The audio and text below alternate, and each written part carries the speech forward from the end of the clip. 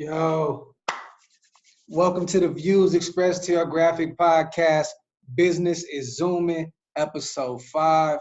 It's your boy Graphk Raider with my little bro B. Man, we back at it, man. How you doing, little bro?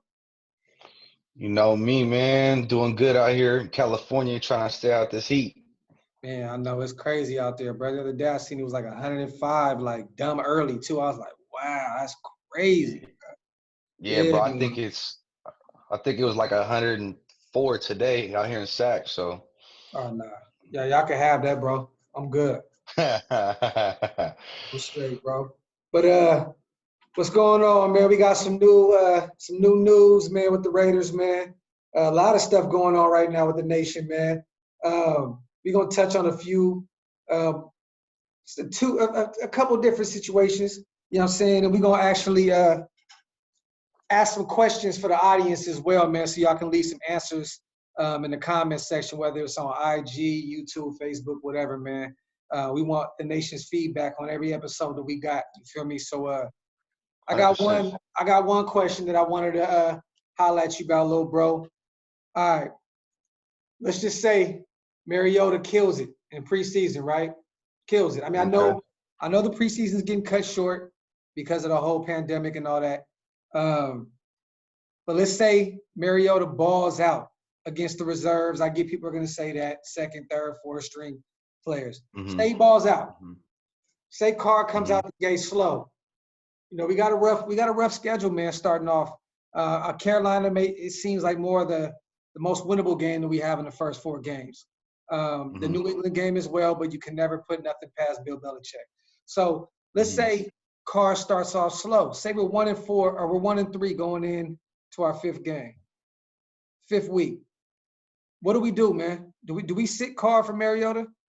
I mean, because you know the nation is going to be screaming for a change if we're back to 1-3 after 4 weeks. And Mariota balls out. You know what I'm saying? He balls out in the preseason, man. What do you do in that case? My whole thing is it depends, right? How is Carr playing? Right? Is he making throws downfield? Is he, is he getting touchdowns? Is he moving the chains? Are we converting on third down? Right? And then not only that, but situational football. Is he making the right decisions, situationally? Like, all these things kind of play, into factor for me. Or is it one of the situations where, our receivers are dropping balls, the offense just isn't clicking. Yeah. Are we playing, are the other defenses, dominating, Hey, but so at the end of the day, he's not winning ball games, bro. What do you have to yeah. do? So my thing is at the end of the day, we need to win games. But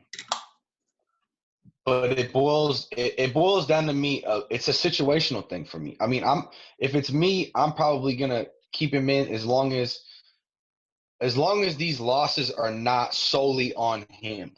If they're solely on him, like two out of 4 of them, or 3 out of 4 of them, or something like that, then yeah, then maybe you think about that. But for continuity purposes, I think you keep him in and see where things go.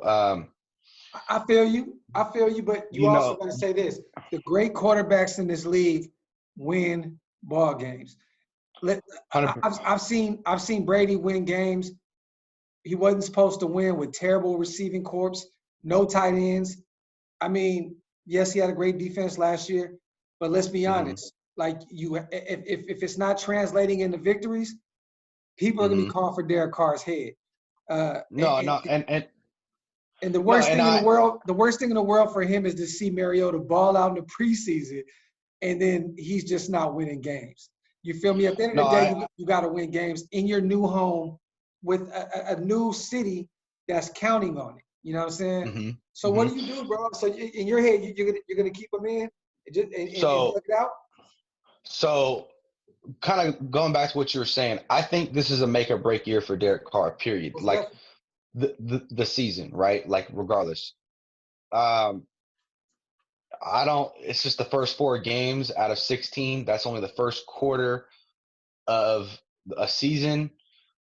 Uh, you know, like I said, it's situational, right? Yeah, If it's solely on him, if if he's throwing a bunch of picks and he's dinking and dunking underneath and he's not throwing the ball deep, stretching the field and like commanding the offense how he's supposed to be, then yeah, I mean maybe at that point you look at it, but it's all situational to me. I mean you there's so many different factors, right? Like is it one of the things where is it one of the 3 out of the 4 losses or whatever? Is it on the defense because the defense couldn't hold up the other team to under a certain amount of points and we were just going back and forth, yeah. You can look at that like or that, but you also got to look at that 12-14 that he had because that defense was mhm, terrible. Carr was winning correct, games for us. correct. And so and but with that team, they had the receiving cores. That Crabtree was like his go-to, bro. Yeah, He was comfortable with Crab. He still had Cooper. yeah. A tight end, I think we had. Yeah, we had Clyde Wolfer at the time. Yeah, we had Walford. But Yeah, he was solid too. You know what I mean? And so I mean, our offense was just clicking. Musgrave at the time, had our offense clicking. Even though I didn't like his predictability with first down, always running it up the middle first down, which kind of yeah. became predictable. But excluding that, like he had Carr looking like a superstar. You know what I mean? And Yeah. so to But me, that's what I'm saying. If you don't look like that again, it's going to yeah, be tough to not to say. I yeah. look. So Gruden wants to win. Mayock wants to win. If it's yeah, to a point where they feel like, damn, I feel like going into week 5, we have to be at least 2-2. We have to be for Carr to be yeah, no, comfortable. That's a very tough stretch of football right there, bro. yeah, I get it. Like, but 1-3 is very, very bad. You got to go in there and beat New England. You got to beat Carolina, and you got to hope that you can steal one of those games with the Saints or Tampa Bay. Is it Tampa Bay? Yeah, I believe it's Tampa, right? Or is that week I 5? believe Tampa is week 7 or 6. I want to say. I don't know. I don't have the schedule in front of me, Yeah, but okay, it's a little later. Okay. no, it's the Bills. This is the The fourth Bills. game. Is who the And see, that's Bills. what I'm saying. So You got so you're Buffalo hoping right there. so you're hoping that you're gonna beat like you need to win. You know you you need to for sure win against Carolina. You need to win against New England because they don't got Brady, right? Even though the defense is still gonna be raw. Yeah. And then you gotta hope you're gonna steal, like you said, either the Saints or the Bills because the Bills Yeah. defense is solid for sure. You know what I'm You saying? have to win one game you're not supposed to win at the end of the day. Exactly.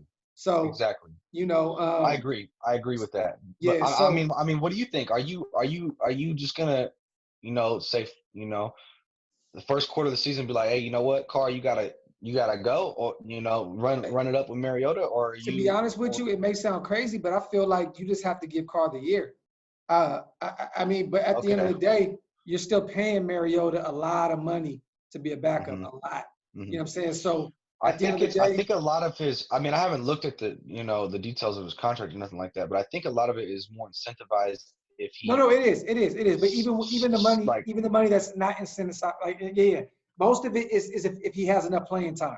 You know what I'm saying? yeah, So, yeah, but you're still paying him a good chunk of money to just sit on the bench.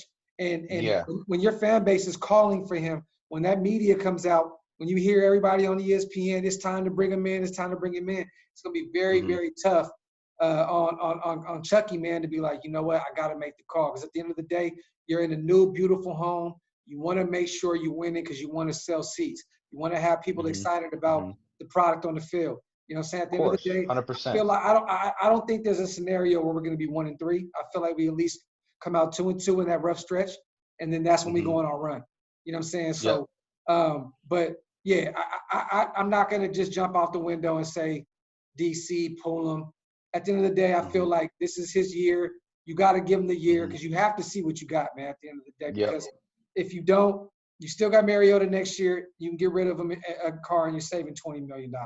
So at the end of the day, Yeah. give him the year to figure it out, and we're gonna run with that. On that note, Yep. too, shout 100%. out to Marcus Mariota.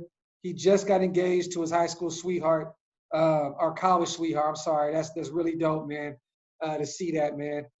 Shout out to him. Man. He seems like a real stand-up dude. I know we said before, talked on here before about him not having social media and all that stuff. It sounds like this dude really has his head right, and it just seems like he's a good-hearted guy, man. So shout out to Mariota, man. I hope that DC keeps that job, though. I'm gonna be honest, and I hope that he balls out this year and proves every one of his critics wrong.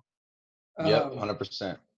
On another note, some things hit the news this week about us potentially grabbing another kicker to bring in against, Daniel Carlson had a rough year last year for us, bro. Let's be honest.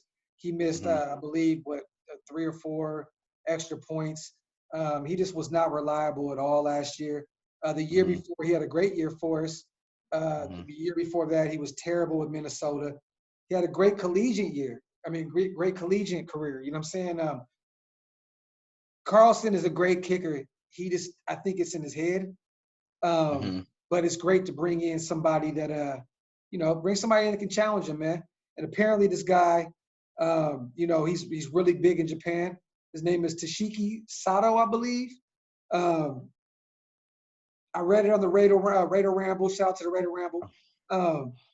Bruh, I mean, do you bring somebody in that can challenge him? I mean, this dude, they're saying that I guess his high is a 53-yarder out there in Japan. That game is totally different over there.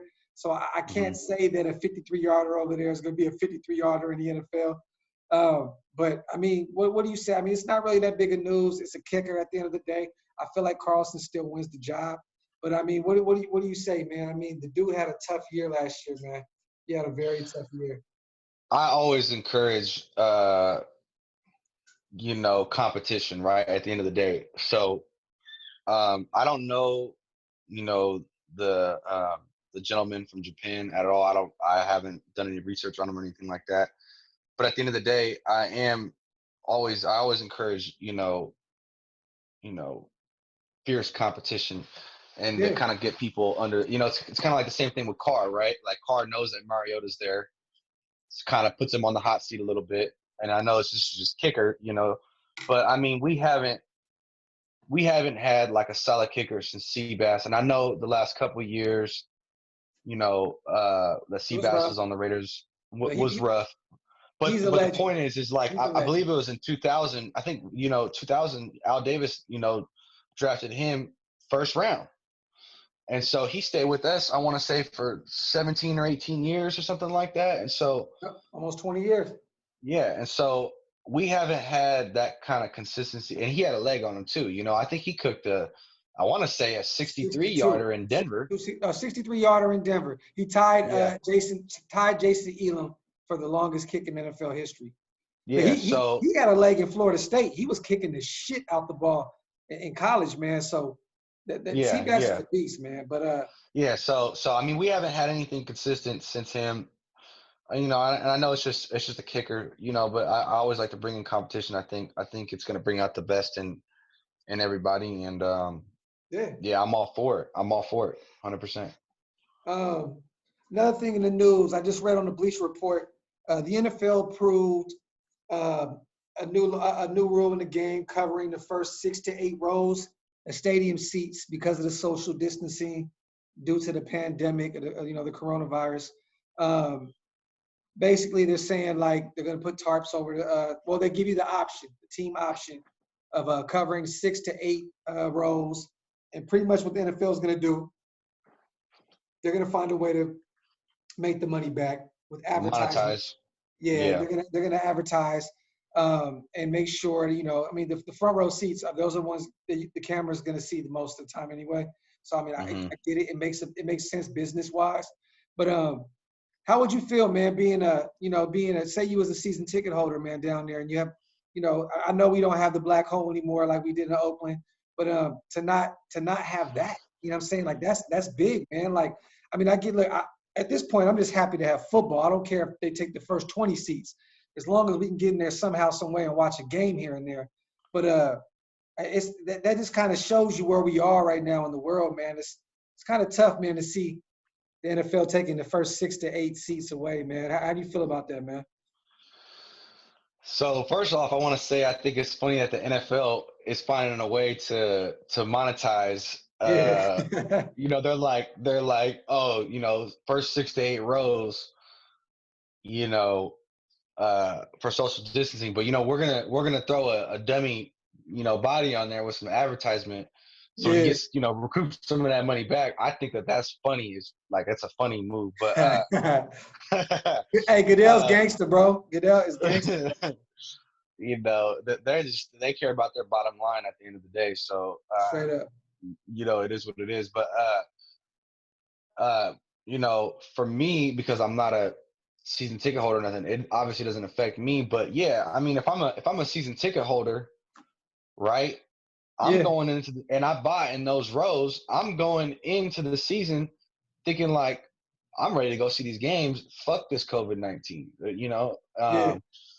So, and I'm not one to like promote like telling people to be unhealthy or anything like that. I'm not trying to do that. But I'm just saying that if I'm a season ticket holder and I bought those tickets and I reserved those tickets and the NFL comes out with something like that, it's gonna upset me. It's gonna upset me Yeah. as a fan. And obviously I'm a diehard fan, or else I'm not putting my hard-earned money to get those season tickets, right? Straight So up. like if I'm one of them, yeah, that's gonna bother me. Like that's for sure gonna bother me. I'm gonna be like, what the fuck? And I wouldn't be Yeah. surprised if someone were like, I want a refund. Straight Like up. what? Like Yeah. like that's out. So yeah, I mean but at the end of the day, it's funny that the NFL is trying to make their money, and yeah, if I'm a fan, I'm not gonna be too, if I got those season tickets, I'm not gonna be too happy Yeah. about it. At For this the at people at this home, point, at this point, I know we agree on this. As long as we have football, you can have the first 6 to 8 rows. I don't even care. I just want football back. well, yeah, for us, for people who don't have tickets in those first 6 to 8 rows, Yeah. anybody who's outside of that, they don't care, right? Yeah. But for anybody who has tickets in those first 6 to 8 rows, Yeah. they might care. Yeah. That might piss them. Yeah. I know if it was me, I'd be pissed. I'd be like, oh hell no, you're not gonna take away my Straight up. tickets. I just Yeah. Yeah. like you already this year's already been shitty as it is. I need this season. I need something to make me happy. Now you're gonna take away my season tickets? Oh hell no. Well, you But for know the the NFL, majority, they'll find a way to yeah, pay. They'll find a way to pay those people off and maybe yeah, find them some yeah. other seats. But I mean, yeah. Look, But I'm just saying, like, for the majority of people who don't own those seats, they're not gonna, it's not gonna affect them. yeah. Okay. So Have you heard about the stuff, bro? With Del Rio, man, he's in the news now, tweeting. All right, let me mind y'all. Del Rio was the head coach with the Raiders for 2 years. He kind of assisted us in getting back to, our winning ways for a year. I'll say that. mhm. But dudes from And Hayward, Reggie McKenzie, yeah. yeah, Reggie did a lot too. But Del Rio's from Hayward. He's from the Bay. He's from the crib. I say that to say, there was a tweet, man. I'm gonna read this. This guy tweeted out, "I just found out Coach Del Rio is a Trump supporter. I wish these old ass racists would stay off of Twitter." Right? Mind you, Uh-huh. guys, we don't do politics, so we're gonna just touch on this just for a second. Del Rio, he commented back, "I'm 100% for America. If you're not, you can kiss my ass." I To the say to the player. To the no, player. to a guy on Twitter. It was just Oh, a fan or somebody on Twitter. got you. Um, Got you. Pretty much, it kind of sounds like you know, Del Rio's kind of showing his age. I was saying this to say because years back when our 6-10 year, when we fell off the globe after that great 12-4 year, um, Hmm. there was a week where we were going into the Redskins game, and Hmm. the We were two team, and zero, I believe. We were 2-0, I yeah, believe, right? yeah, and the team had agreed in the locker room, they were going to stand up for Cat and they were going to kneel. Um, this is just all rumors, and this is some stuff that certain players. I remember, Hearsay. Yeah. I remember Kalichi Assembly kind of, saying, Touched on touched it. on this a little bit too, but basically said, that Del Rio didn't agree with it, and that Carr kind of took Del Rio's side on it, and that week they said that the coach and Carr lost the team, specifically the offensive line. At the time, I believe we had an all African American offensive line. You know what I'm saying? And they all said we gonna kneel for Cap. Do you feel maybe that that played a part in the why Mark Davis moved on, or do you feel like Davis finally got Gruden after chasing him all these years, that it didn't matter how great Del Rio was doing at the time? He finally got his guy. Do you think that played a role into this? Because now he's kind of, he's on Twitter playing around a little bit. And mind y'all, he's the defensive coordinator now for the Redskins. That's where he needs to be. He needs to be a defensive coordinator. He's a great defensive mind. He's not a head coach at all. He's not built for that. But what do you think, Lo, bro? What do you think about that? I know this is new to you. I know you didn't see this in the news. It's kind of an awkward situation. No, not awkward at all for me. Nothing's awkward if you're not racist, right? Exactly. Talking about racism. So, couple things I'll say. One is, if a fan's tweeting something like that, and Del Rio is going out of his way to, to respond to a fan, like, he obviously, one, probably, like, he needs to do something better with his time. And two, it's like he must have really felt some type of way to respond to a fan about, like, to me, business and politics should be separate. And I know, a lot of people would, may disagree with me on that. But when you're a coach on a football team and the majority of the players, and on your team are probably African American, and you're going out of your way to talk to a fan, like, I just don't think that should be I just don't think that his energy going towards a random fan should be where it's at. I think he should just be prioritizing his time and his energy into other things and not focusing on shit like that. No, for sure. So that's one thing. Second thing is, regarding Derek and agreeing with the coach back then, regardless, like, I understand where the offensive line came from in regards to wanting to kneel with Cap, 100%. So I agree with that, and I think that would have been the right call at that time. Yeah.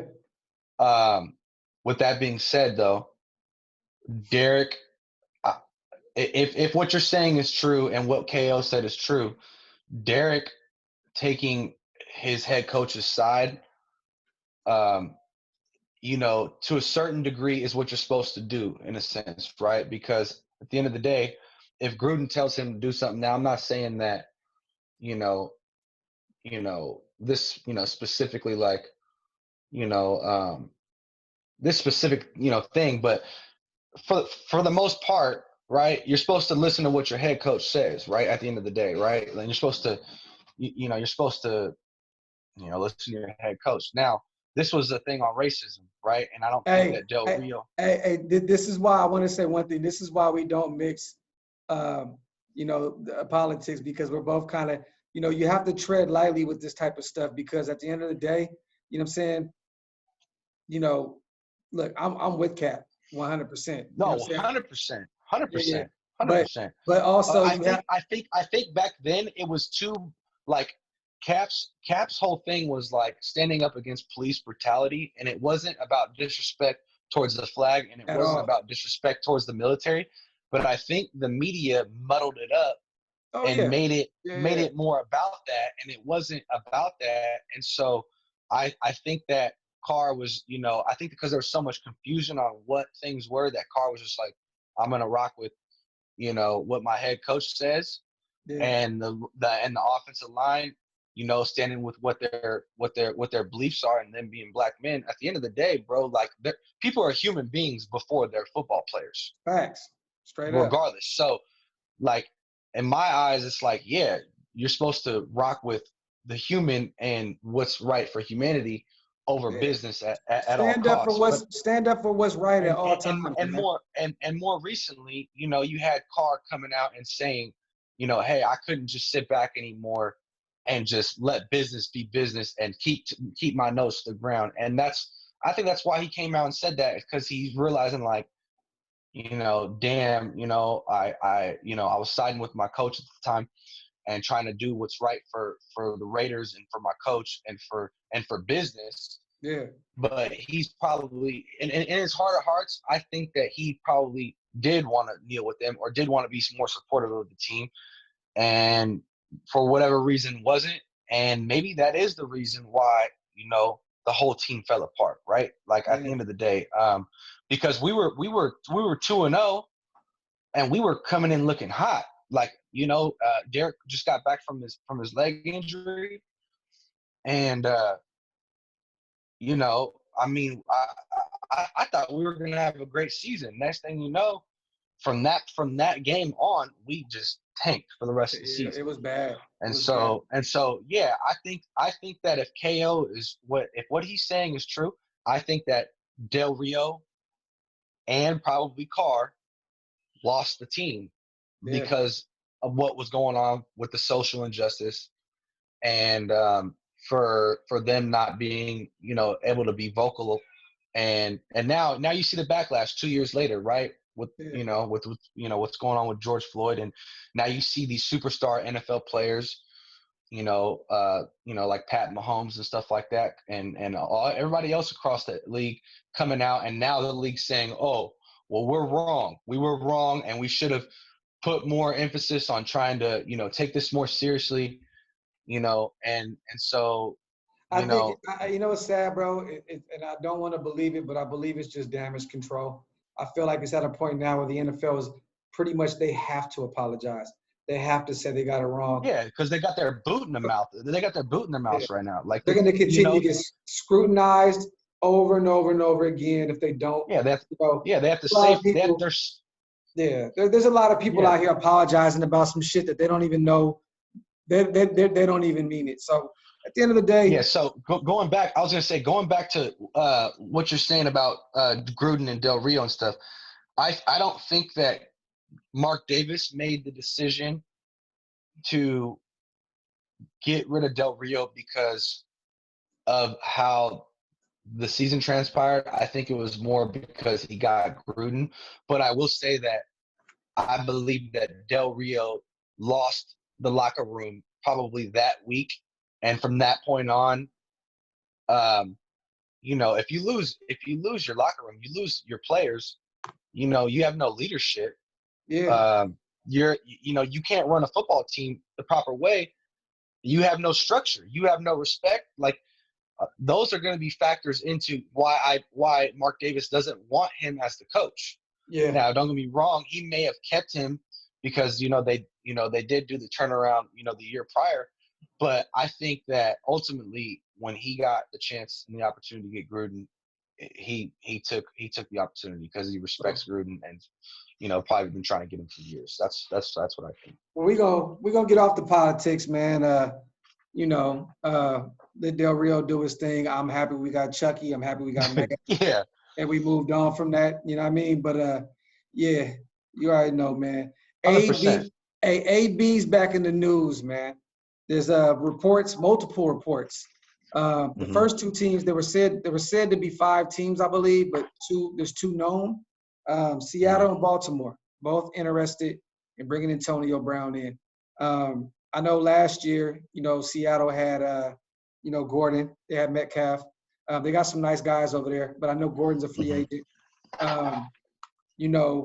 Baltimore, his cousin Hollywood's over there. You got Lamar Jackson, probably the second best. I mean, just back and forth with Patrick Mahomes, best quarterback in the league. And then you got Russell Wilson, which will fight for that number 2 or 3 spot with Lamar Jackson.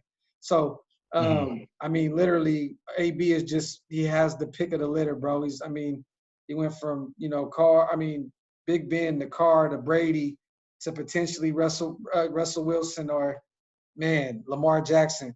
What do you think, man? What's your thoughts on AB coming back? I mean, I know he's looking at a nice suspension. So I think any team that does pick him up, you're looking at least missing half the season. You may looking at maybe getting him for a late season, It's a late season pull up to them playoffs. Mm-hmm. But if so, I mean, what's your thoughts on it? And if so, where do you think he fits in more?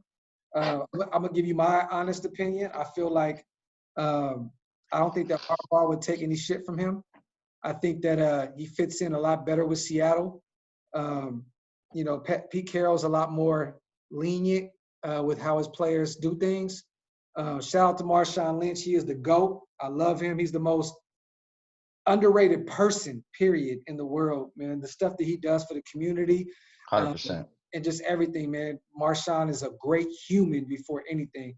So I'm not saying this to say anything, but I'm just going to say that they had outspoken players like Marshawn Lynch. I feel like AB may fit more over there because he's just more active on social media. He's more active in the media. I think Pete Carroll would take his shenanigans a lot more than Harbaugh. I feel like Harbaugh would have to just cut bait with him because he seems like more of a hard-nosed coach. What's your thoughts on that, bro? Oh, FAB too. Hashtag FAB. Yeah, for sure. Yeah. Regarding coaches, I think the complete opposite. I think that Harbaugh would be better for him, and I think that Pete Carroll would suck for him because if you remember, Mike Tomlin is more of a hard-nosed coach, and he kept him and his shenanigans under wrap. He either kept it under wrap so nobody knew about it for years, or he put him in check to the point where, he kept his mouth shut. You know what I mean? Or did he though? Because you have to look at it. There was a lot of shit that happened behind closed doors. He may have been able to keep it away from the media. Behind closed doors, though. Yeah, exactly. yeah. That's the point. But there was a lot. There was a lot of dirt that happened behind those. Bro. When you go, but behind. When you go live in the locker room, that's I was just. Yeah. No, 100%. No, I mean, don't get me wrong. We're talking about AB here. Okay, yeah. So, like, if the dude didn't have as much talent as he did, we wouldn't even be talking about him right now, right? Because he wouldn't even be a discussion in NFL locker rooms because, of his mental instability. His last I read up on him, like a couple of months back, I think I believe his name was his agent. The Drew singing Rosenhaus. dude, Drew Rosenhaus. Drew Rosenhaus got rid of him. He fired him as a client. Mm-hmm. And he's worked with T.O. and he's worked with a bunch of different, people over the years.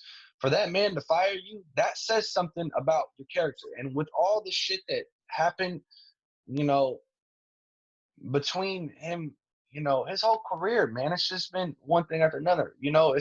He's his own worst enemy. And it's, I don't wish nothing bad on dude, but he's just everything about him is, in the media is just ridiculous to me, man. Like, I don't see why he's got so much talent, man. I don't, and I don't understand him and I've never met him, but it's just one of those things, man, where it's like, bro, just be quiet and play football. Let your work ethic and let your talent do the talking for you. Like, don't be a diva with it. And, and I don't know if he's ever going to do that. And how he did my Raiders, I really don't fuck with him. You know what I mean? Like, I really don't like him. So for real. I don't really, I don't really know. I think that, if he was on Baltimore, obviously he's gonna, he'll be a number one, and he'll stretch the field. Same thing in Seattle. I mean, it doesn't matter where he goes. He's going to make the team better, right? Like, as long as he can keep his shenanigans, out of, out of football, he's going to make any team better, bro. Like, he's probably the best. He's probably the best wide receiver. Like, like when he's playing and when he, when he's actually playing, for sure. Yeah. So he's going to make any team better. He'd fit either way, anywhere. So. Facts. Either one of those teams. I do think that Baltimore is a more run first offense, with them having He'll probably Ingram and obviously he might get upset that he's not getting the ball as much. And I know Seattle was for a long time too. But I feel like Russell Wilson, like you know, they do pass a lot as well. So I mean, Yeah, no, they stretch the field. They I don't stretch know, the man. field. I really don't know. Yeah, exactly. So Yeah, I think he'd make either team better, like, on field wise, yeah, yeah, yeah. So Okay. With that being said, I also see a lot of Raider reports going out about Tyrell Williams. I know last year, the plantar fasciitis on his feet, it was tough. But I also know the first 4 weeks he had a touchdown every week. So there's potential that lets you know that he's a receiver that is productive and he could be great. Um, Jamal Adams is demanding a trade right now with the Jets. Joyner, our safety / nickel corner. Um, let's be honest, he hasn't been great since he came over. It's only been a year. He's still getting used to Paul's defense. But I do know that, his old defensive coordinator is with the Jets now. So hypothetically, if I'm proposing a trade, and this is to say that Ruggs, Brian Edwards, and Hunter Renfro are doing good. So let's just say that they're doing really good, higher than the expectations are, they're rookies. So you're not expecting to go for 1,500 yards off the bat. But let's just say they both exceed expectations. And our receiving corps are great. Waller's there. Just say Zay steps up, or say one of Nelson Aguilar, even Keelan Aguilar, yeah. or say even Keelan Doss comes in and shows what he did in preseason last year wasn't a fluke. Okay. Okay. Do we save that money? Because we still owe him $11 million, I believe, the following year as well. Do we package him and Joyner and send him to the Jets for Jamal Adams, which is an all-pro safety? You pack it. You got him and Abrams together.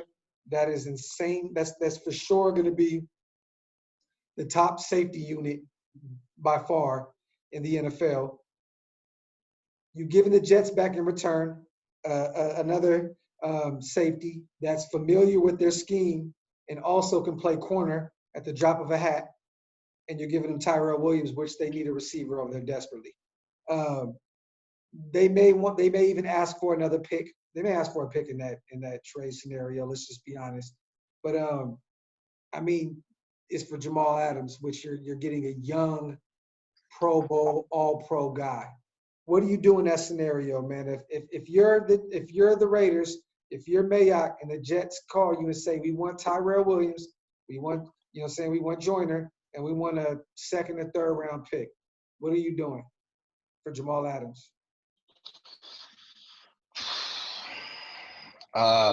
First things first, I don't know what the salary cap thing looks like, but that'd be the first thing I'd want to look at. We're at about almost $8 million right now. But you also got to remember. No, I know that.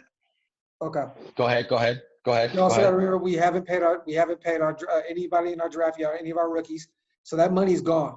So, but you free up money with Joyner. We owe him, I believe, 14 million or 12 million, somewhere around there. Basically, you're trading 2 contracts away, and you're giving that money to Adams because he's going to demand somewhere around $20 million a year. That's very tough to pay a safety that kind of money. But to be honest with you, the guy is a beast. I mean, he there's not too many safeties that can get to the quarterback. He's one of them. Mm-hmm. You know what I'm saying? He's not a ball. Yeah. He's not a ball hawk like that. Don't get me wrong. He can get to the ball, but he's not one of those guys that's going to lead the league in interceptions. I believe. I just haven't seen that. But the dude disrupts the backfield, and he literally gets to the quarterback like that. So you're literally trading. Let's just say you're trading away 2 valuable role players in a highly sought after draft pick, which would be a second or third rounder, or a proven player that's only 24 years old and is going to do great things for you for years to come. Yeah. So what I will say is I do like that he's young. My question is, like I said, salary cap, if you traded both of them, would that essentially equate to what his salary cap would be? And with that being said, is that not going to affect, when these like I know a lot of our like last year's class and and this year's class, I guess their deals aren't going to be up for a while, but who else is it going to affect, right? Is it going to affect somebody on our offensive line? Like who is it going to affect? Like as long as that kind of situation doesn't happen, then I think it's something you start looking at, right? But Yeah. outside of that, And I want you to know me too. personally, I do. Our offensive line is sewn up right now. We're good. I know we signed Okay, Richie, I yeah, believe, and to a so 2-year and so deal. me. Mm-hmm. No, go ahead, bro. Go ahead. Yeah, and so me, I like you know, I like building through the draft.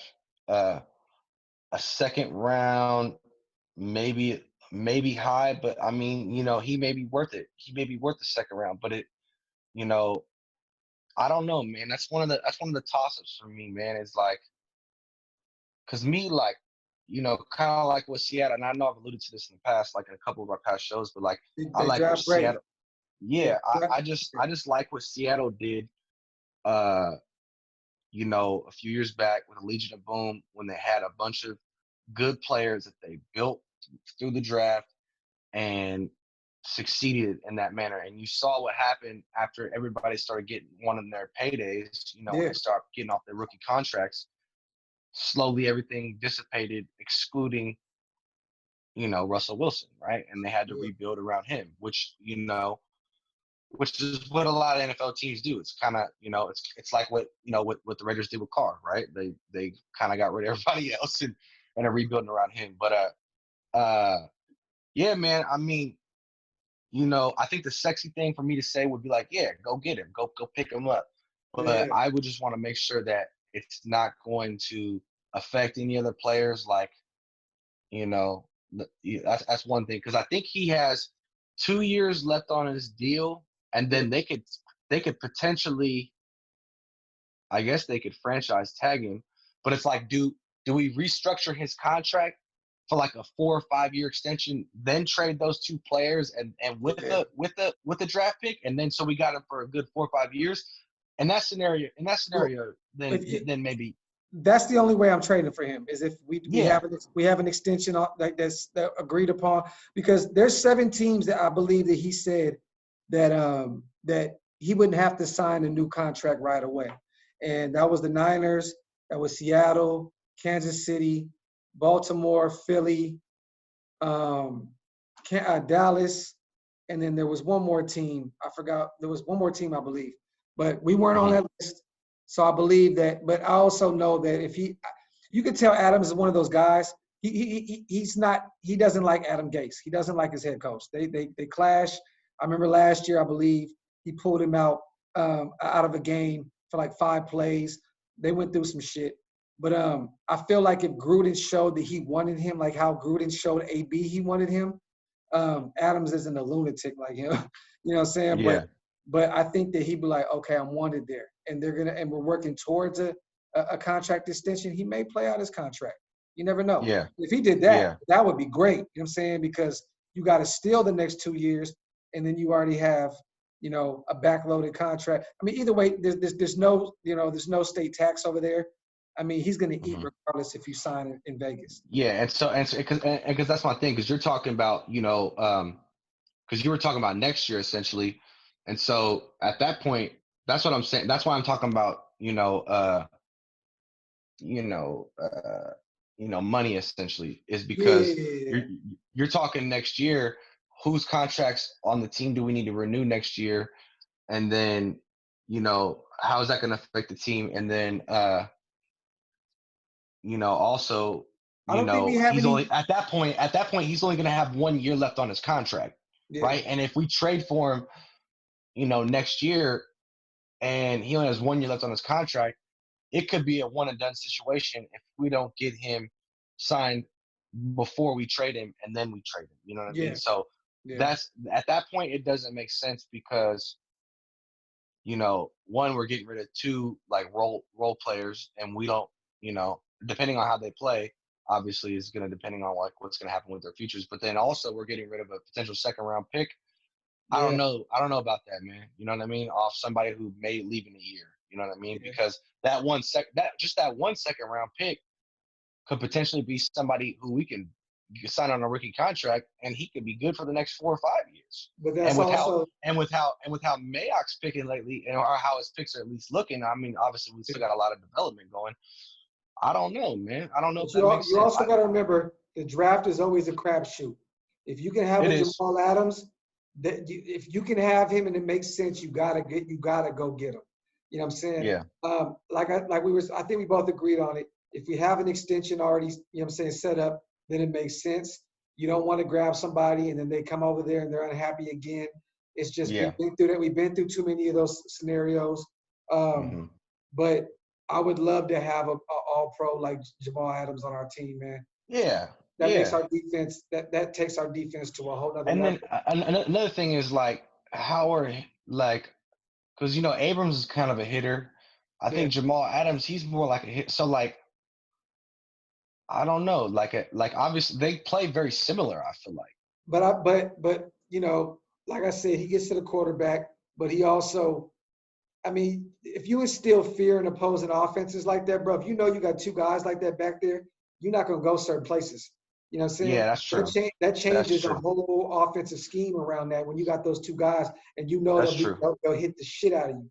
You know what I'm Yeah, saying? that's like a Cam Chancellor. Like Cam Chancellor laid the hammer, and same with Earl Thomas, man. They Yeah, both were both solid back there. They could both hit. They exactly. both, they weren't the best at coverage, but I mean, they were still good at coverage, but I wouldn't say they're like the most amazing ball hawks. Yeah, But I mean, yeah, they instilled, they definitely instilled some fear into other people, especially Cam. I know for sure Cam. yeah. So And I believe that we only have. it would be it'd be an interesting tandem. It'd be very interesting to see how it play out. But you know, I yeah, don't I think mean we have. that's I don't think we have any big contracts. Most of our players, our great players that we have right now, are young, so that's a good thing.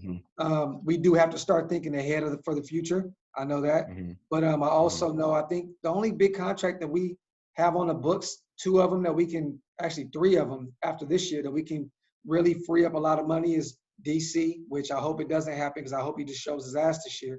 The hmm Marcus Joyner, we can get rid of him with hardly any hit. That's a lot of money, and then Tyrell Williams. If Brian Edwards was drafted, I'm telling y'all now, nation, Brian Edwards was drafted to take Tyrell Williams' job.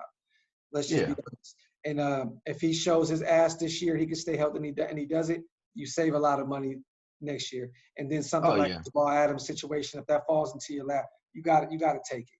At the end of the yeah, day, yeah, look, it just is what it is. You know yeah. what I'm You saying? gotta I mean yeah, you gotta always weigh your options. You know what I mean? But Yeah, it's just seeing where you're at the end of next year and then assessing the situation and then going from there. But yeah, I mean it would definitely be interesting. You know what I mean, to say the least, for sure. yeah. Um, Also, I shot a couple videos. Y'all can go on my channel and check them out. I did one pretty much, it's like a versus kind of scenario where I feel like we're already set at wide receiver. But I also feel like you never can add enough firepower. If it's there at your disposal when you can get it, you add it, you add it, you add it. Hmm. I'm not saying that this is going to happen. I'm not saying that Gruden is even looking for another receiver.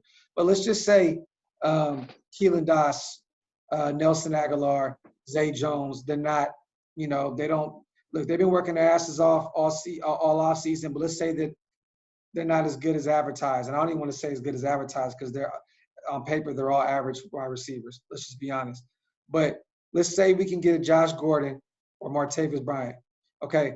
Remind you, we spent a third rounder on Martavis Bryant. Okay. Hmm. Um, if we can have him right now for cheap, we already spent the third rounder. If we can have any type of return on our investment, it would be now.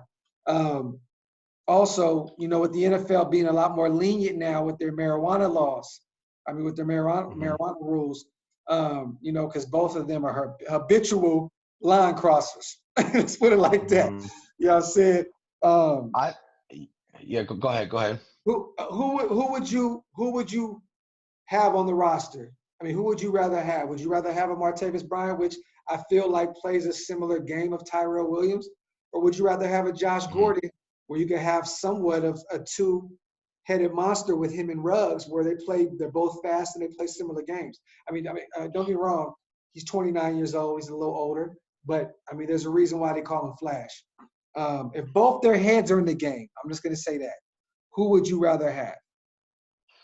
Yeah, so for me, I'm gonna go with Bryant, uh, because I know Gruden had a lot of interest in him prior to him getting suspended, right? And there was a reason.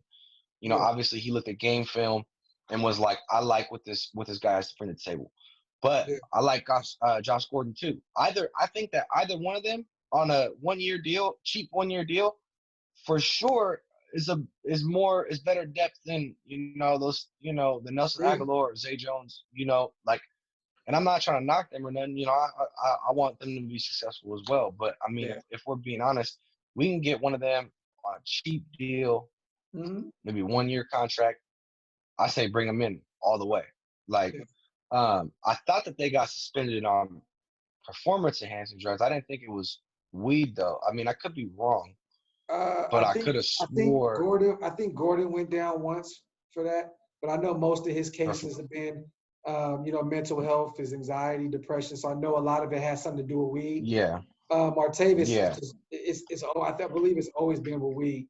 It's always been dirty piss test. yeah, Um, yeah. And so that weed to me, it shouldn't even be a subject yeah, of conversation. I mean, I think that the NFL is just, if they're lightening up on, on all that, I think that that's the right direction they should be going, right? I mean, you talk about performance enhancing drugs on the other hand, then that's a different story, right?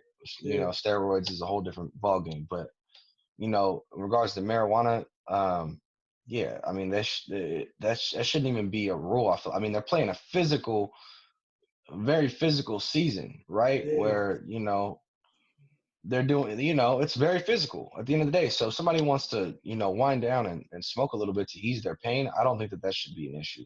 But And let's yeah, be honest. In the 80s and 90s, you had players smoking crack, doing they coke, were yeah, they're doing cocaine and drinking beers and shit, all kinds of shit, smoking cigarettes like, at halftime and shit. Like, come on, man. Like yeah, bro, at the end of the day, yeah, man, it's some weed.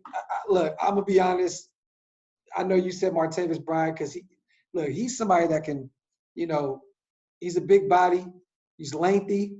You know what I'm yeah. I saying? think he's like 6'4", right? I think he's like 6'4", Somewhere something around like there, that. 6'4", 6'5", somewhere around there. Yeah.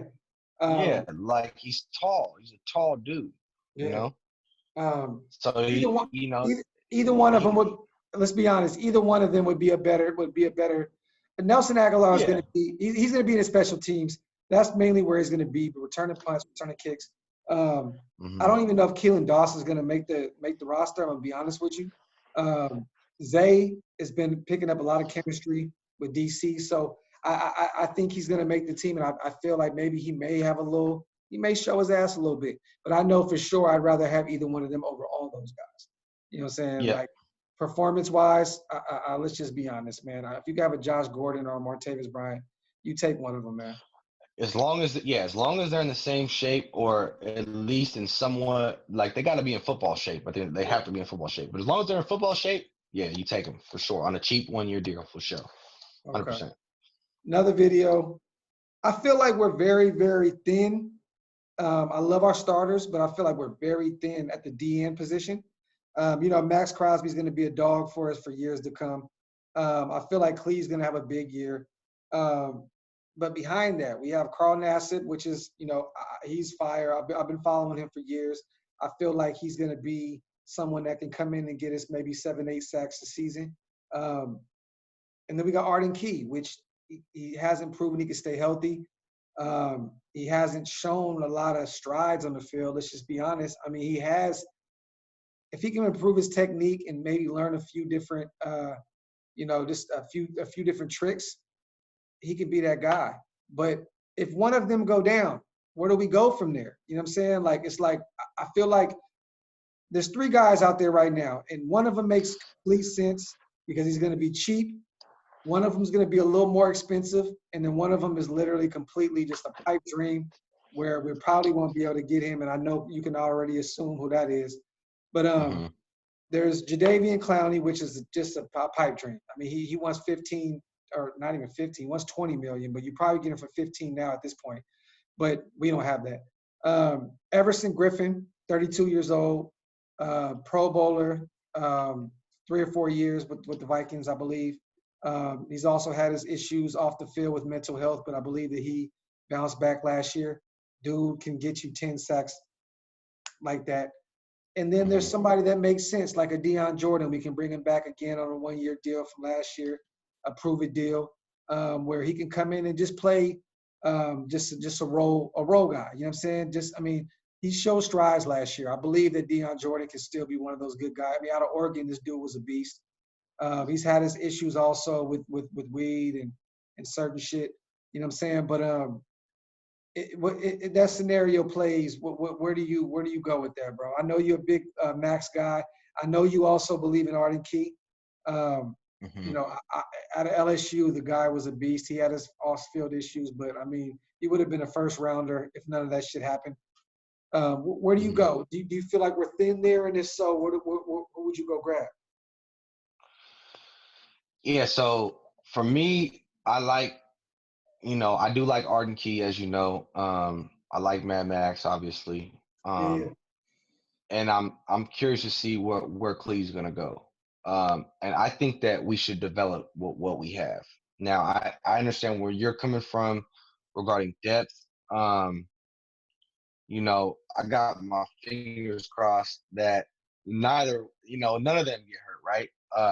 But it's the NFL, so anything could happen any given Sunday or during the practice or whatever. Obviously, I think Clowney's just way off the board. I mean, if he wants 20 mil, at that point we should have kept Mac. But I mean, I know that's a couple of years ago, but and I know Mac had an off year last year, and Clowney was probably looking a little bit better than him or whatever. But I still, feel like Mac was Mac still had a better year than him. Clowney he gets to the quarterback, but he doesn't bring him down. You know what I'm saying? At the end of the day, I think Mac still was way more disruptive. And I don't know. I just feel like Mac had like a quiet. I don't like. He did. He did. Like I feel like it. Like I mean, I think that first game that he had against was in Green Bay. Yeah. Or was that 2 years ago? But that was the year before last.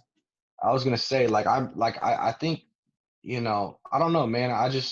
Then again, I haven't been following him as much, but I just feel like last year, he had more of a down year. And I don't know. I just feel like with Clowney, he's been injury prone, and Forever. it's just he's gonna want too much money, and that's just off the table. Yeah. Everson Griffin. Agreed. Everson Griffin. I know he did some work for the Vikings. I mean, if you can get him on a cheap deal, for sure. But I think realistically, you if you want to bring in more depth, you sign Jordan. Yeah. Right. And then you just develop what we have. That's what I think. Because I really do. I believe in Key.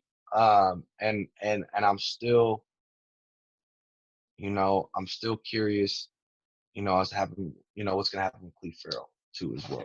So my dream scenario would be Everson Griffin, but what makes the most sense, you still have to go off some potential. I feel like Jordan, you bring him back in on the cheap, and it just makes sense. He's familiar with the scheme, and if he can still put it all together. I know he's getting older, but I mean he's still a young guy. Don't get me wrong, but he still has a few years left. If he can figure it out, you know what I'm saying. I feel like Deion Jordan would probably be the best bet.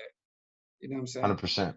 Yeah, because I just like development. Don't get me wrong. I mean, if Griffin could come in, he's still a young dude, and if he can come in and turn it up, if these guys don't show up, or if these guys do get injured or something like that, that'd be dope. He'd probably be gone by by the time the season comes around.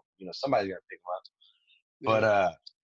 But I mean, I just like the idea of developing the talent that we got and the people that we got.